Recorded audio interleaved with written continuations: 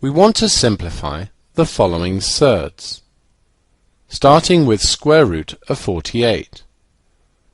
We look for factors of 48 such that one of the factors is a square number other than 1. 1 is a square number, but is not useful since it doesn't reduce the 48. 48 is also 24 times 2, but neither of these is square. But it's also equal to 16 times 3, and 16 is a square number. So we can write root 48 as the root of 16 times 3.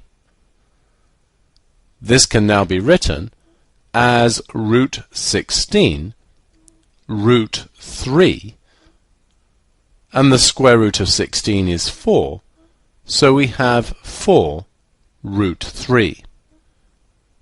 We can't apply the same trick to reduce 3 further, so this is a fully simplified surd. Now let's consider the square root of 288. Square root of 288 is the square root of 144 times 2. That's root 144 times root 2. We should spot 144 as being 12 squared, so root 144 is 12, giving us 12 root 2. Once again, this is fully simplified, since we can't apply the same trick to 2. Now let's look at the square root of 600. This is root of 100 times 6. We can write that as the square root of 100 times the square root of 6.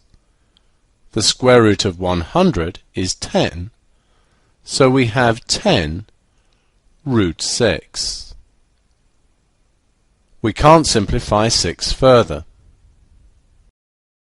Just to make this clear, consider that 6 can be 6 times 1, or 3 times 2. The only square number is 1, and as previously discussed, 1 is not a useful square number since it doesn't reduce the 6.